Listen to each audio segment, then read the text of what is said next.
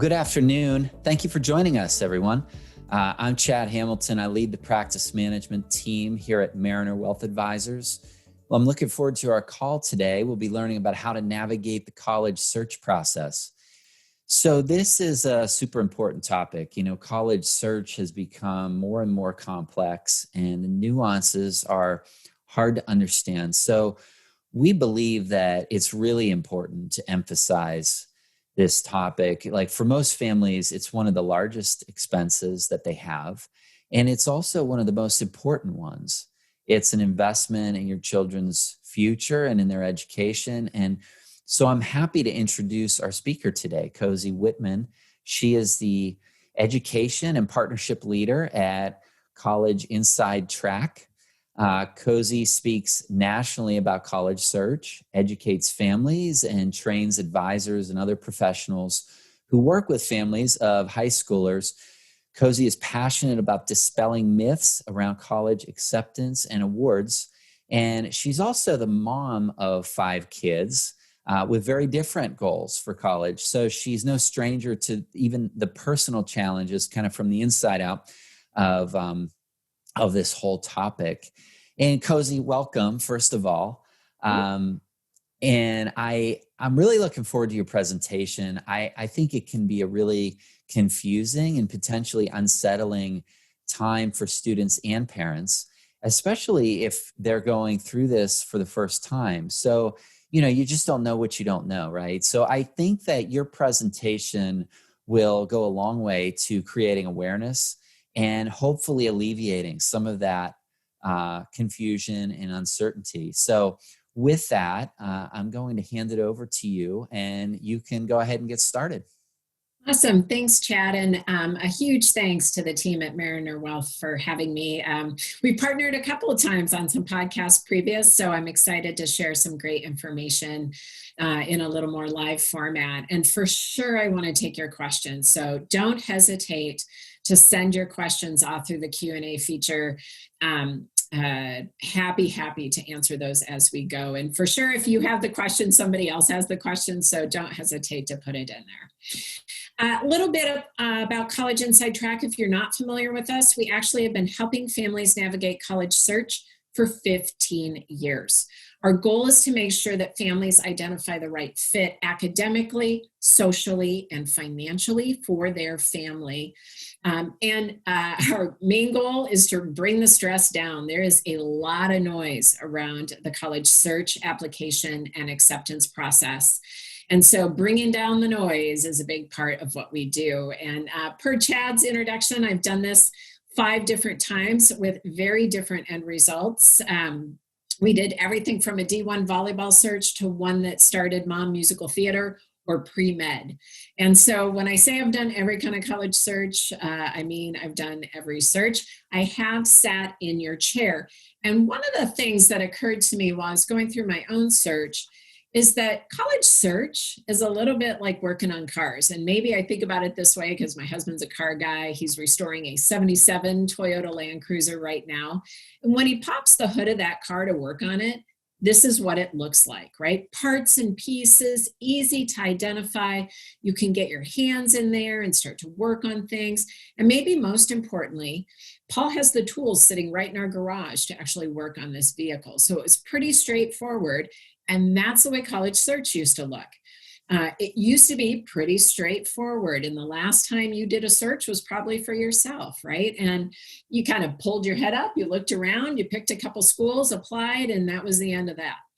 Well, today things have changed and evolved. And so when I tell Paul, like there's something up with my car, he says, call the mechanic.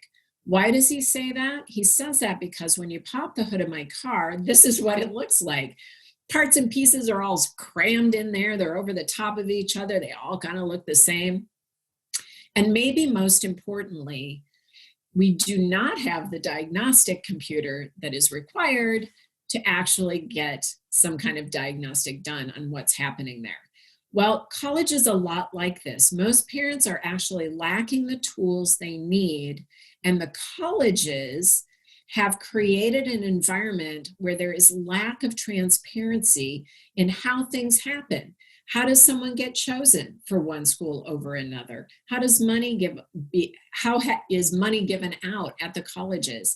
And so consequently, that lack of transparency just makes it very challenging for families to understand what's actually happening in college land. And so today, what I want to be able to do is dispel a few of the myths and then give you some strategies to actually be thinking about this more like the colleges themselves. So let's kick this off with a quiz. We'll see how smart you are. And so you'll just have to answer on your own. As a percentage, how much has tuition increased nationally at public institutions since 1990? So all of our great state universities and colleges. Is the number 73%? Have they gone up 106%, 180%, 213%, or maybe you're diving for your T1 about now to get this calculation figured out. So nationally, what is the average for all the public state colleges and universities?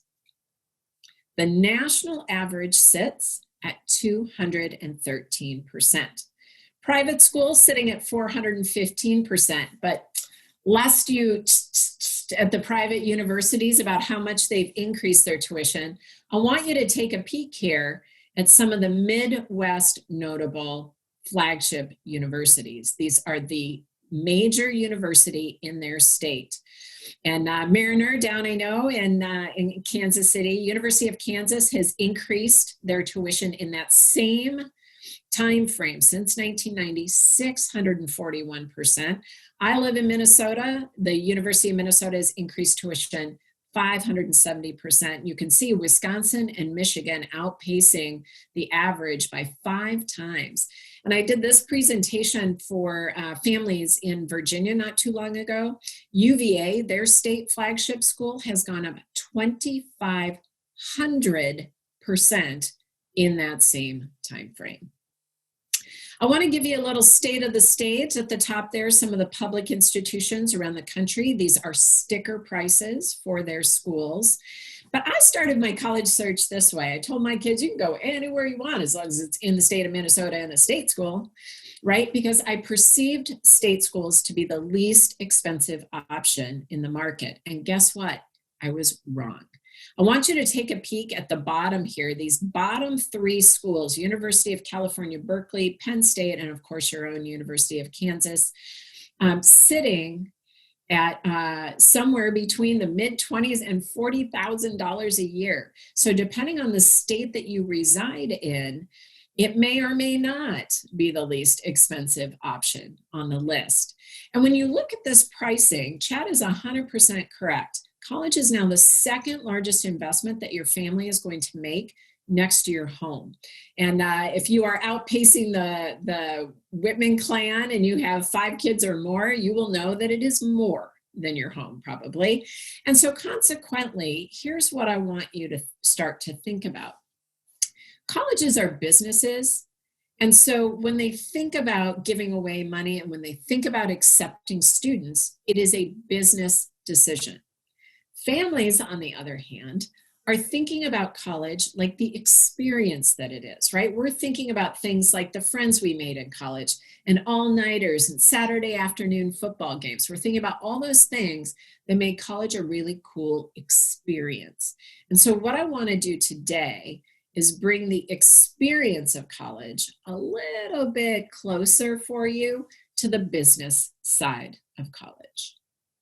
So I have another quiz for you. What percentage of students transfer at least one time? Is it 6%? Is it 14%, 25%, 38%, 50%? Or maybe you're thinking, doesn't everybody transfer? I thought everybody transferred. So 6, 14, 25, 38, or 50. What percentage of students transfer at least one time during their 4 years? And the average nationally is 38%. Why does this matter? This is why it matters. To transfer just one time increases the cost of a student's degree by $14,000, and that's state school to state school. The second you add a private school into the mix, and it actually doesn't matter whether the student is leaving a private school to go to a state university, whether they're going private to private, or whether they're leaving a state to go to a private. All of those would increase that average cost. 45% of this 38% who didn't make a choice that was good for them the first time will not make a good choice the second time either, and they will transfer a second time. The cost for 2 transfers actually increases the cost of the degree by $24,000. So it's really important that you actually start to think about, what does right fit mean? And as we go through today, I'm going to layer in some ways that you can start to think about all 3 of those areas that we talked about at the very beginning: academic fit, social fit, and financial fit. All right, so let's talk about the kind of aid available. But before I dive in too deeply, I just want to take a quick pause and see if there are any questions around that first grouping of slides. I'm going to assume that's a no. So I'll keep going. Hey, Cozy. Yeah. There is, so we've got one question. It looks like someone was saying, so they're trying to clarify. They're saying they thought that going out of state was always going to be more expensive. Are you saying that that's not always the case? That is correct. I thought that too, by the way. So don't feel like you're sitting on Lonely Island, man. For sure, I thought that that was the case. And it is 100% not the case. And I'll just give you a quick example in my own household. 3 of our last 5 had the exact same budget for school. One stayed in state and went to a state school. One went out of state to a private school, and one went out of state. She's down at University of Missouri, Kansas City. So she's at an out-of-state state school. And we paid exactly the same pretty much for all 3 schools. The cheapest school on the list, the private school that was in Iowa. And we're going to talk more about why that is a misnomer, why going out of state isn't always more expensive here in a little bit. Okay, great. Thanks. You bet. So let's talk about the kinds of aid available. There are 2 buckets of money available to students who are going off to school. And when I talk about these, I am not talking about the money available at the federal level. These are buckets that actually exist at the colleges themselves. The one bucket is need-based aid, and the second bucket is merit-based aid. Now, some families who are on here might get to take advantage of both of these, but every single family who's joining us today can take advantage of merit-based aid if you understood it better. And we're going to spend a lot of time talking about merit-based aid, so I just want to kick this off talking about need. There are 2 forms that your family might fill out to determine if you have need in college land. The first, most people are familiar with, it's called the FAFSA. Even if you don't know it in detail, you know it exists. The other form, though, is called the CSS profile, and in fact, some schools use their own financial aid forms. The FAFSA and the CSS profile kick out a number called the expected family contribution, or your EFC. It is not what your family will pay for college. I want to be super clear about that. Your expected family contribution is not what a college will expect you to pay for college, even though that's what it says. It is instead merely part of a formula that determines if you have need at the college itself.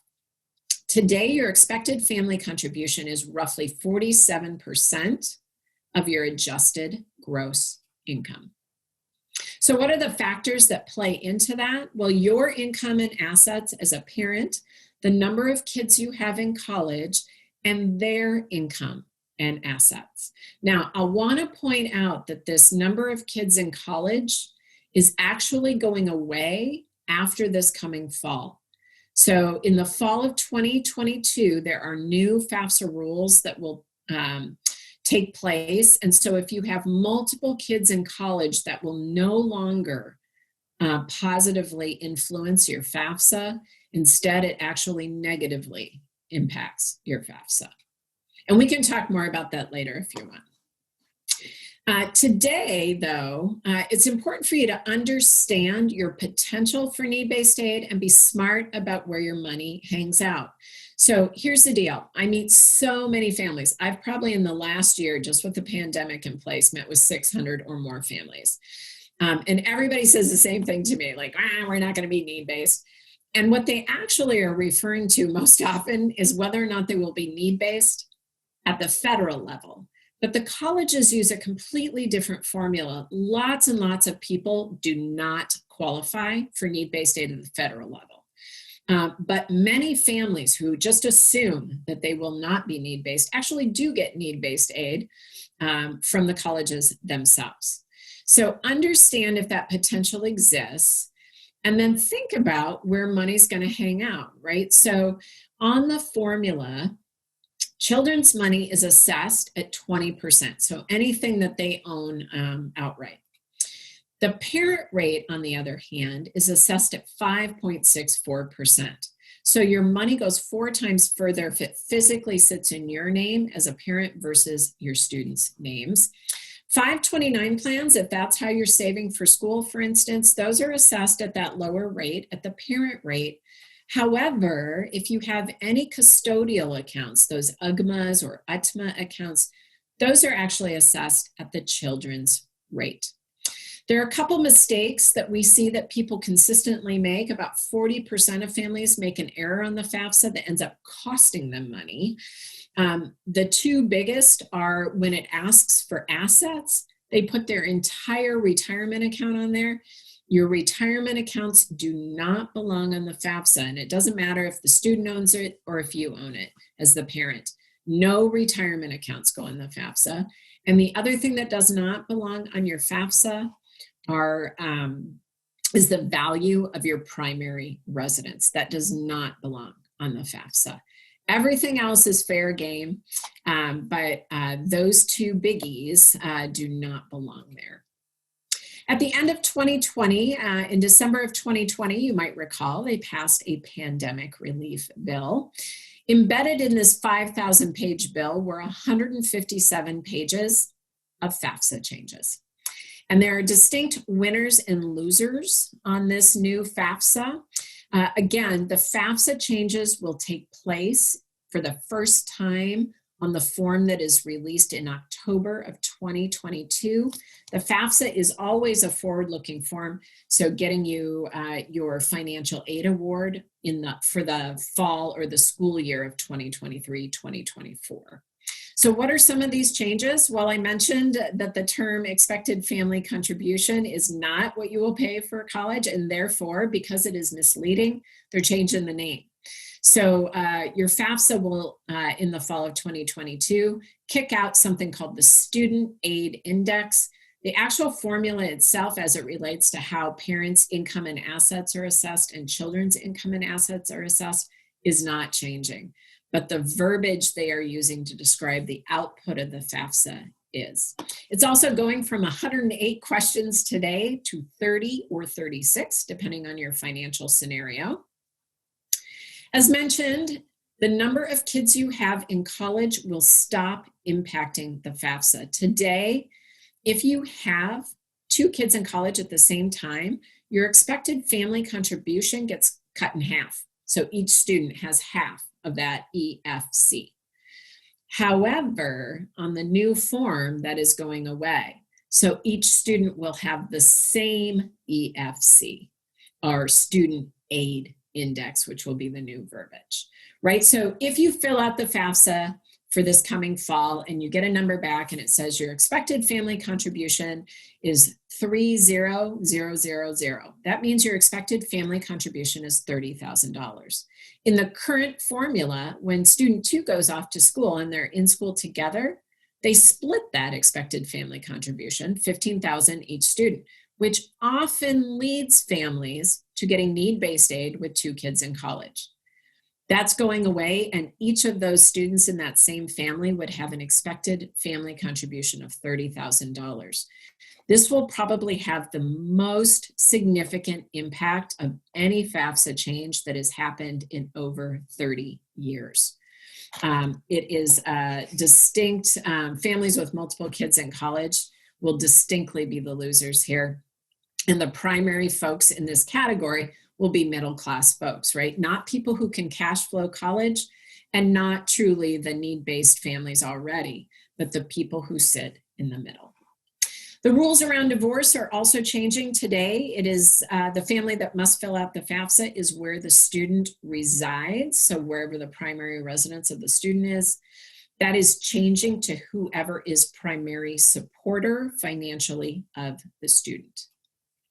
Grandparent contributions. Today, they kind of have a negative impact if the student is getting need-based aid. It can actually reduce the student's need-based aid when grandma and grandpa send money off to school. However, on the new FAFSA formula, that's going away. So grandma and grandpa can help the student out anytime they want to. The other kind of major impact for a lot of middle-class families are the definitions around small business are changing. Today, you do not need to include your assets from your business if you have fewer than 100 employees. The definition is changing, and now all small businesses will be required to put their assets on the FAFSA. All right, I always get FAFSA questions. Let's see if we have any questions. So we've got one here, and it's a clarifying question where you talked about retirement account values and home values being excluded from the FAFSA form and not to include those on there. So this person's asking, what about retirement assets in a child's name? So if the child has an IRA, does that have to be included in there, or is that excluded as well? No, it does not go on the FAFSA. So anything retirement, whether it's owned by the student or whether it's owned by the parent, does not belong on the FAFSA. Great. And I think that's the only one thus far in that section. Thanks. Okay, sounds good. All right, so let's talk about merit aid, because this is way more interesting. Because here's the deal. You'll either be need-based or you will not. Your income as a parent is the single largest factor on the FAFSA. It is assessed up to 47%. And so it's important to know that doing the asset wiggle, trying to move assets from one place to another, almost never works because your income is that factor. And so consequently, people get super riled up about need, right? Like, how do I become need-based? What if we did this to be need-based? If I did this, would this make me need-based? And here's the deal. You'll either be need-based or you will not.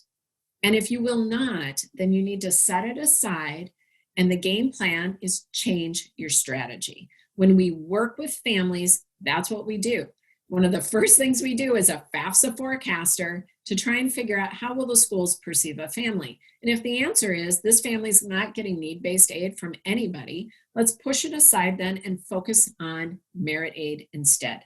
Merit is all about who your student is. You can make $10 million a year and your student can still get merit-based aid. But here's where you have to put your business hats back on. Merit-based aid is a business decision, and the colleges give away merit aid for things they care about, right? For ways that your student helps them. And so it's important to keep that in mind. We like to think about it as like, my student's so awesome, therefore they're getting merit aid. And your student is awesome, but that's not why they're getting it. They're getting the money because they help the college with things the college cares about. And so let's take a quick peek here. The number one question I get is around scholarship dollars. Where do you find scholarships? Where can we find scholarships? Where do we find more money? And so let's find out what you know about scholarships. When is the best time to find scholarships? Is it the summer before senior year? Is it after you've been accepted, second half of senior year? Is it during application season, fall of senior year? Or are scholarships search driven and so determined during sophomore and junior years? And I should mention that you can find scholarships during all of these times, but when could you find the best scholarships?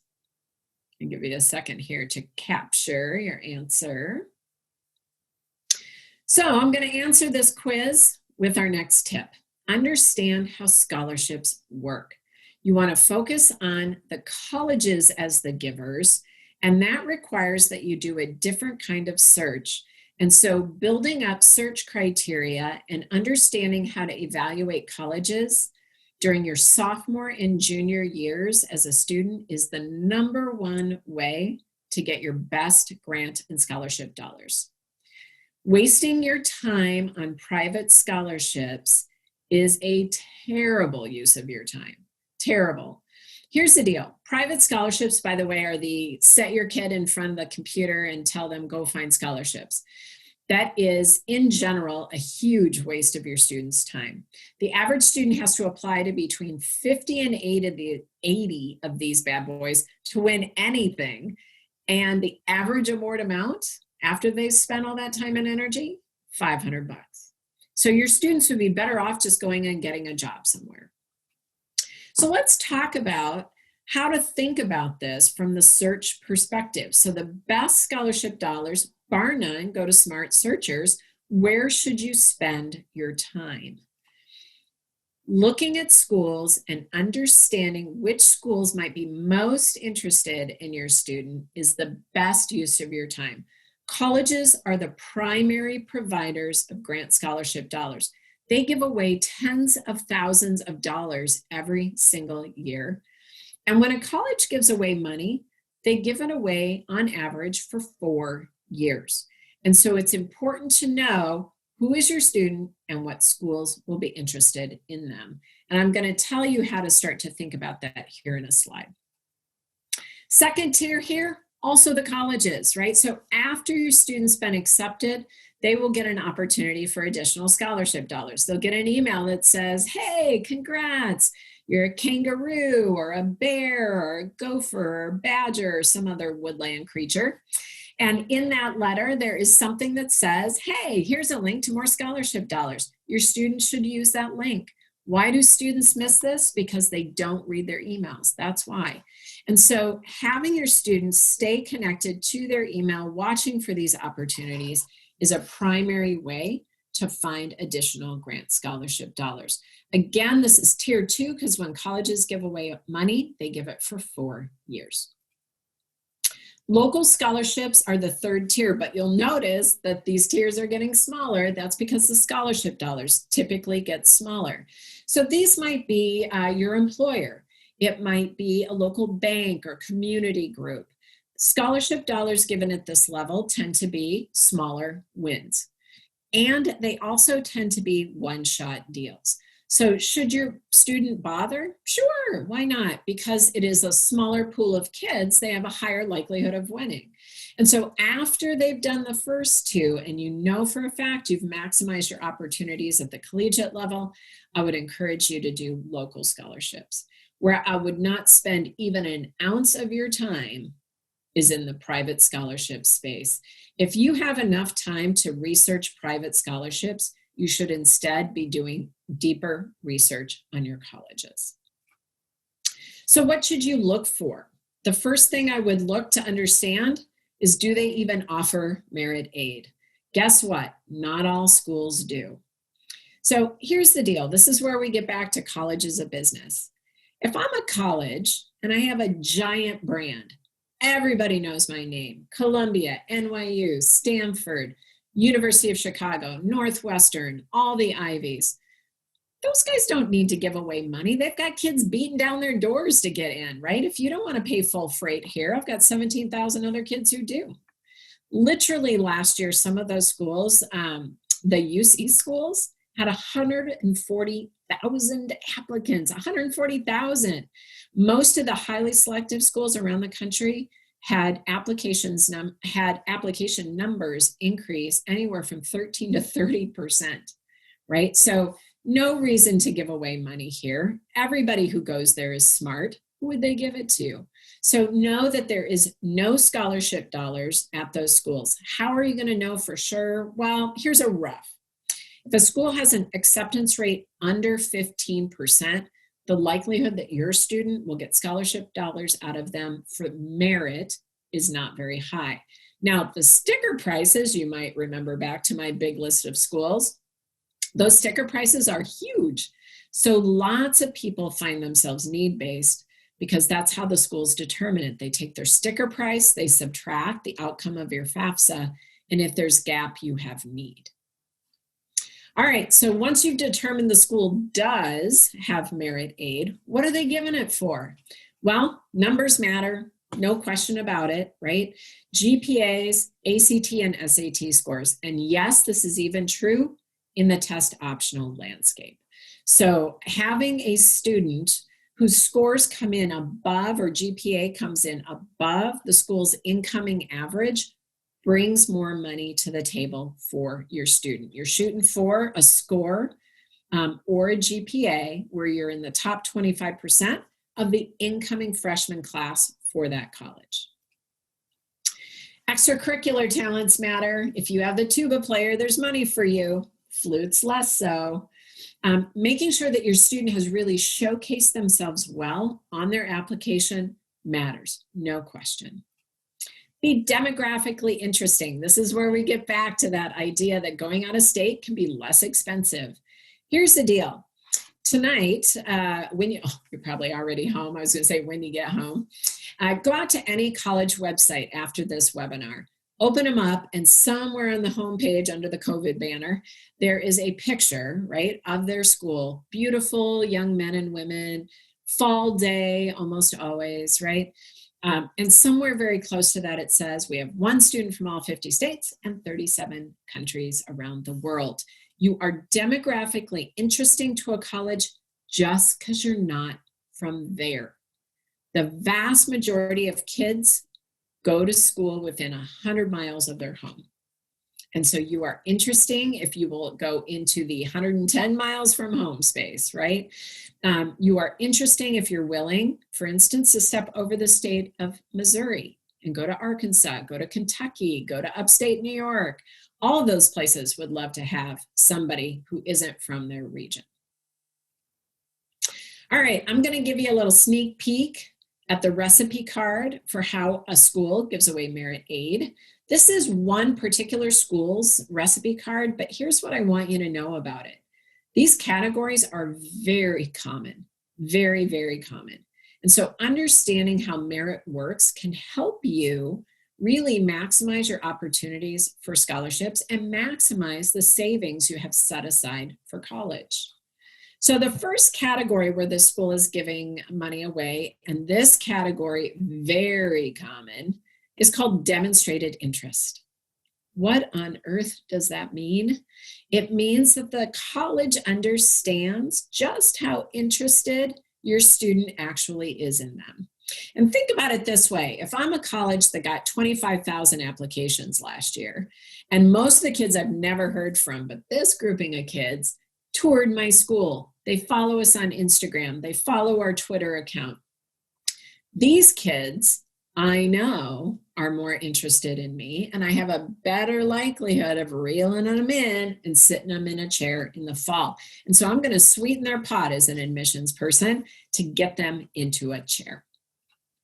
Look at this. If you live out of state at this school, that can be worth up to $15,000 a year. So the rarer student that you are at that school, the more money that is worth.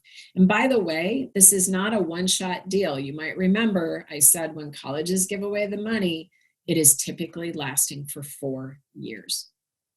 At this school, they add up every A multiplied by 62, every rigorous class multiplied by 400.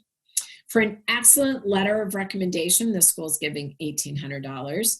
For every point above this school's ACT score that your student score is, $425 per point. This school has been test optional for almost 10 years.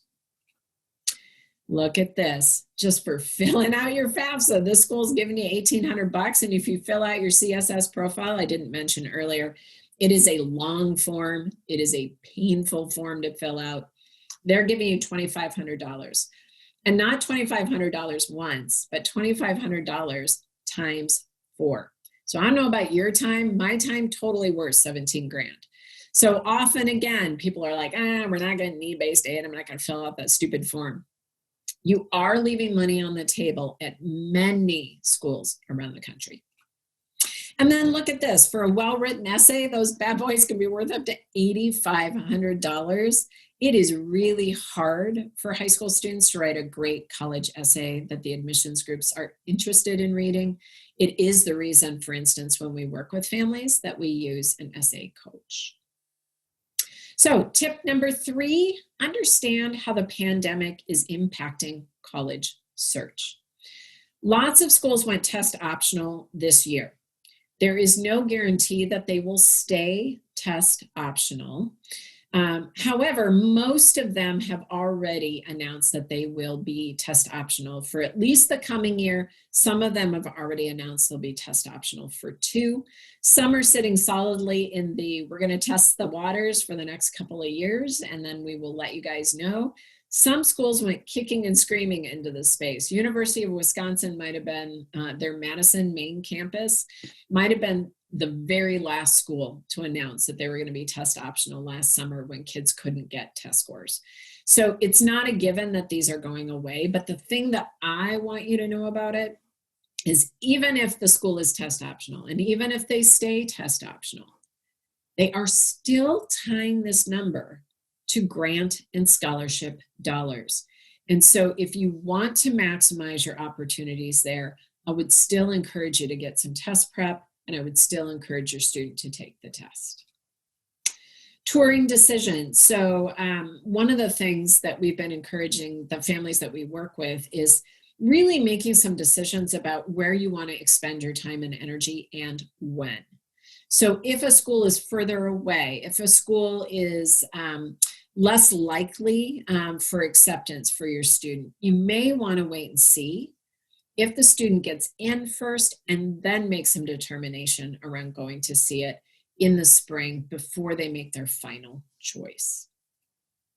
Secondary factors are playing a huge role in the acceptance of students. No question that essays elevated themselves in terms of the admissions groups using them to actually determine acceptance, things like demonstrated interest, the rigor level of the students' transcripts, how much did they take versus what was offered at their high school.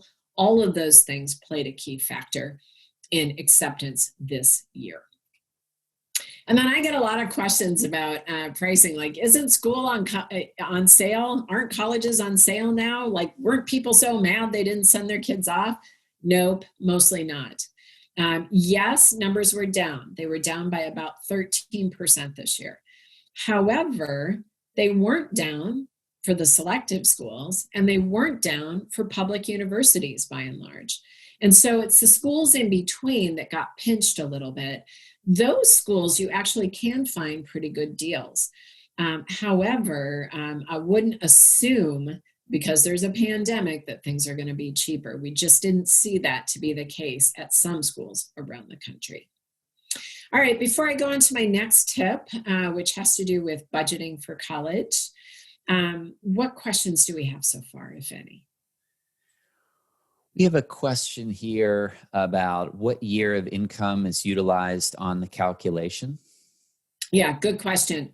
So it is always the last completed tax year from the time that you are filling it out. So if you're filling it out in 2021, in the fall of 2021, your last completed tax year would be the 2020 tax year, right? So you can also think about it this way. It's 2 years back from the graduation year of your student. So if you fill it out in the fall of 2021, you have a 2022 grad, right? Because the year turns over. And so go back 2 years from your grad year, that would be the 2020 tax year.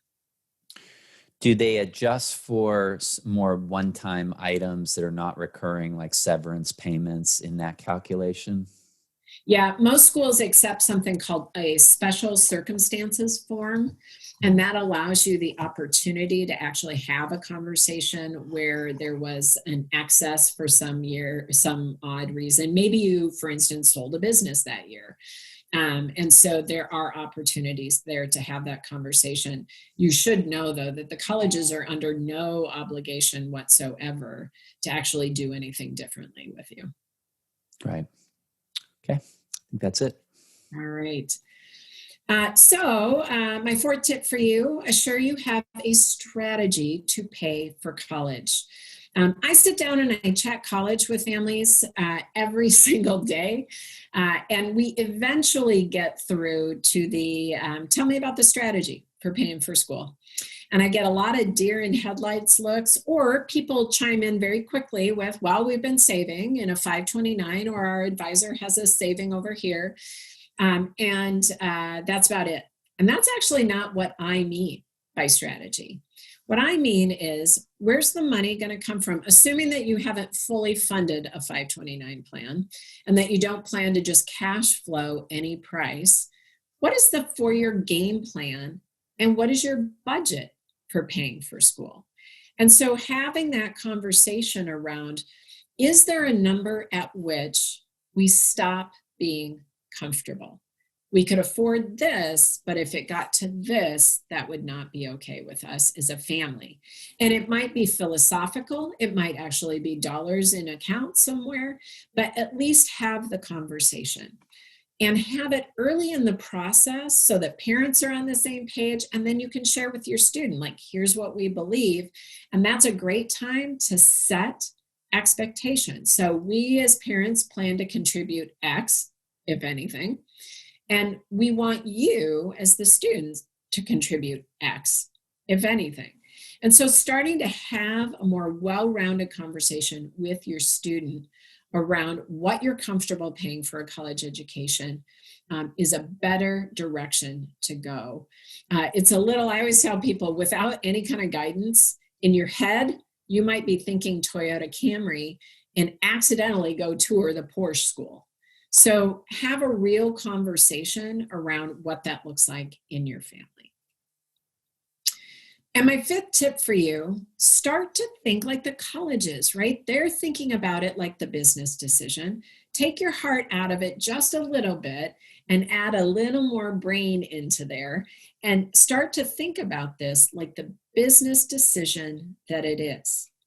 So think about what kind of learner your student is, and does the school teach that way? Colleges are not a monolith. There are all different kinds of schools in the country. Some schools are experiential learning, so you're hands-on learning and getting your 4-year degree. Some are cooperative. Some make it easy for you to double and triple major. So there are lots of different styles or philosophies that the colleges have. Start to understand what environment your student might be most successful in, and then start to have those conversations with the schools. Understand how, when, and which schools you can appeal. What's an appeal? It is a negotiation with the school, basically, around pricing. Some schools you can appeal, some colleges you cannot. One, there almost always has to be merit aid involved. And two, you have to have a good reason. You can't just call them up and say, this doesn't work for me, this is too expensive. And so there are good opportunities here. You just have to understand how it works. And then look at the programs and the majors available. Even if your student knows what they want to do, make sure that they have ample elbow room, right? Other majors they might be interested in, so that they are able to change their degree once it happens. Because the stats say it will, 80% of kids change their degree at least one time. And not usually a giant swing, but give them some room to learn a little bit about themselves once they get off to school. So a little bit about us, and then I'll take your last round of questions. Just like real estate agents help you find the right house, right? They use bedrooms, bathrooms, square footage, and budget. We do the same thing. We just do it with colleges, and we use academic fit, social fit, and your budget. And so you could do this on your own. It becomes very challenging, though, because again, the tools are not the same as they were 20 years ago. We do help families navigate the entire college search, application, and acceptance process. Our goal is always right fit. I mentioned the national transfer rate is 38%. When we work with families, that number is under 4%. We do ensure that families get the best pricing on their schools, but this is my favorite thing that we do. Of my kids, 4 of the 5 are girls. They have all mastered the eyeball roll, and I am never the smartest person in the room, never. And so we get to say things to your kids simply because we aren't you. So here's the coolest thing I want to offer to do. I mentioned earlier that I sit down and I chat college with families. I do this every day except Sunday. And it's a great opportunity for your family to start to talk about your individual search. These were great tips. They don't fit every single family. And so what are we going to do during our hour together? You're going to include your student, and then I'm going to answer your questions about college and where you maybe don't have an understanding, like we don't know what we don't know. I'm happy to give you ways to start to think about it. I suggest strategies that your family can use to actually start to launch your college search. I can give you a rough of your FAFSA so you'll understand. Should we consider schools that would give us both need and merit, or will we be one of those families that should just set that aside and only focus on merit aid schools? Or maybe you're a family that's really saved well and you're planning to cash flow wherever your student goes. You should know what it takes to be a viable candidate at a lot of the more selective schools around the country. And by the way, kids go all different places. This consultation isn't designed just for kids interested in selectives. It's really about helping your student identify what does right fit mean for me. All right, so a couple of things. I'm gonna shoot to here. Please know that you are welcome to take advantage of the college consultation when you are ready. Ideal candidates have sophomores or juniors in high school. So if you have a 2023 grad or a 2022 grad, this is a great conversation to have. It is a no strings attached. I want to be really clear about that. This is about you. We also have a Facebook page, so feel free to pop out there. There's some interesting evolutions and changes happening to the July ACT test, for instance. That's sitting out on our Facebook page. It's just College Inside Track at Facebook. And if you learned something today, feel free to share with people you know. I've met with so many families since the pandemic started. They are pulling their hair out trying to figure this out because it doesn't look like it was. And so I'm happy to answer questions for anybody that you care about. All right, so let's take our last round of questions, Chad. All right, let's see.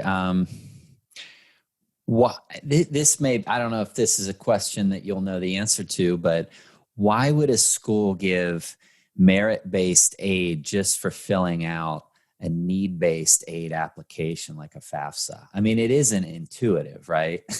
No, it's not intuitive. However, this is how much the colleges value the information that is on your FAFSA, because they can intuit from your, they don't get the results of your, they just get the results. They don't get the actual form of your FAFSA, right? So they can't see all your details, but they do get the output of the FAFSA, so that expected family contribution.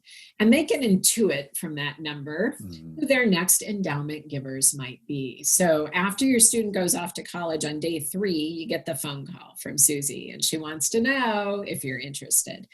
And so you're correct. It doesn't seem on its surface to make sense, but for the college, it is, drops in the bucket when they think about kind of what potentially will come down the pike from those numbers. Yeah, that makes sense. Okay, so here's another question. Do you have a preview of ACT changes?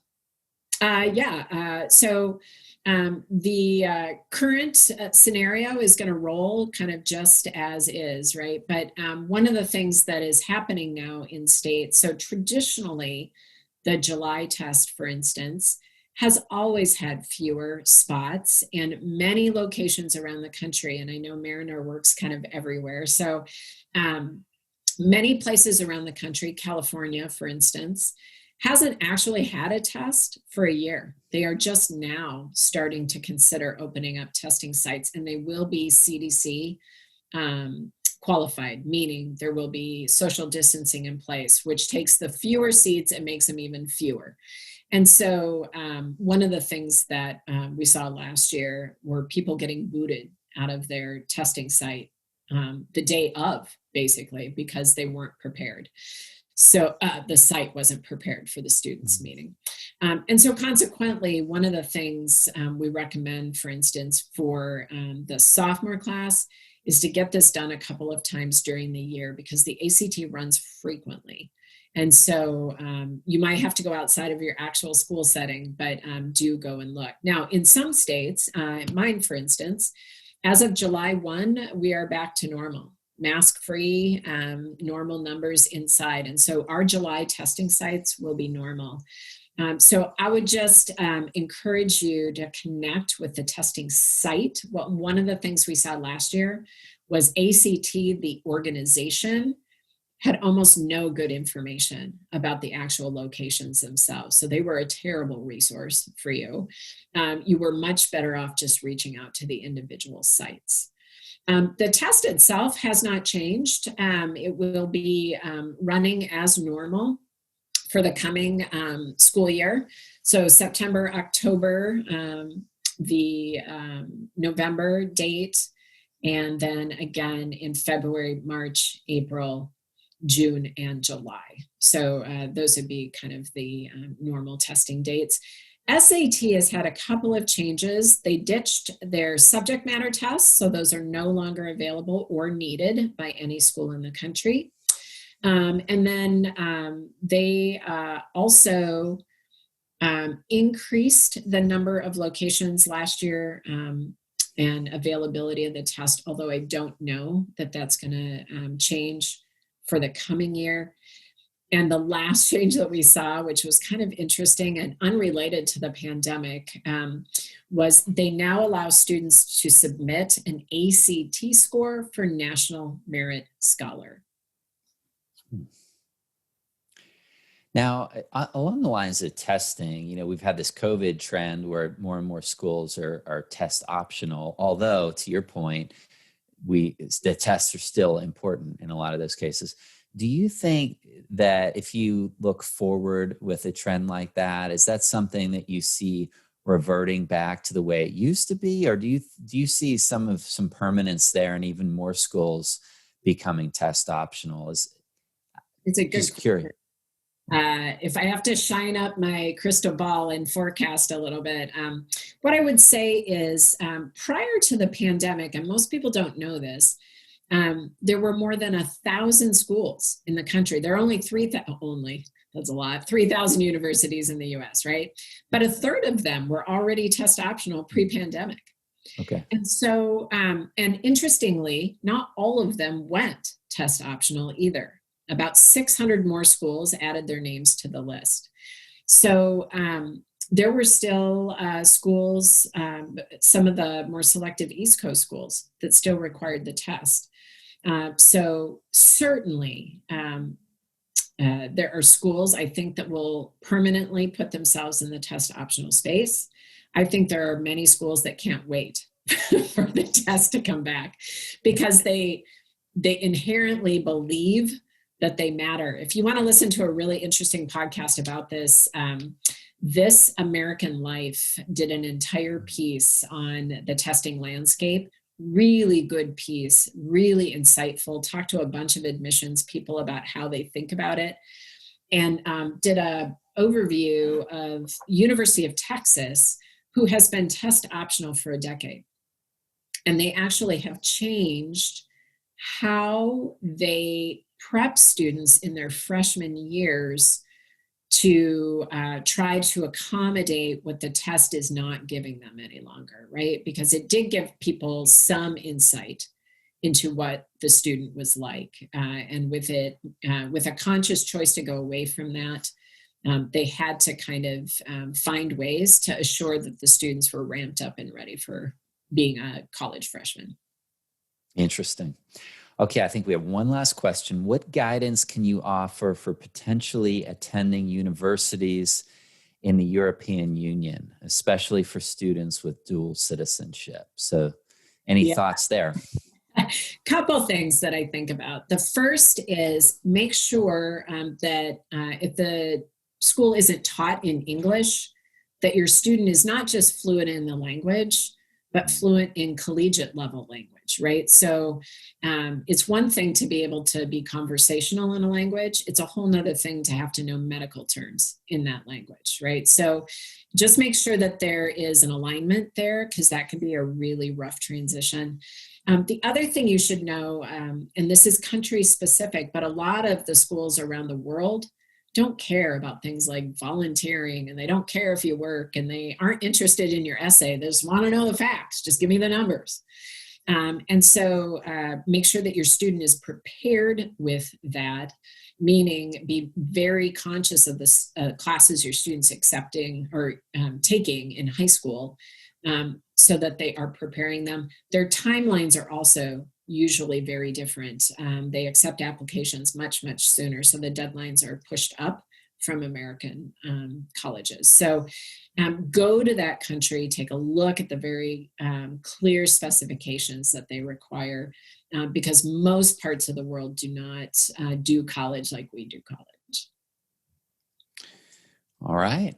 And I think that's everything. And we're just about at the top of the hour. So I can't speak for everyone, but I learned a ton from you today. I think it's been very informative, and thank you so much for your time.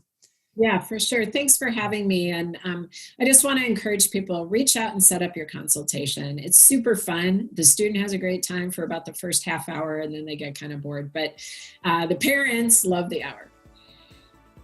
Great. All right. Well, thank you, everyone. We hope to see you for our next webinar. Thanks. Take care.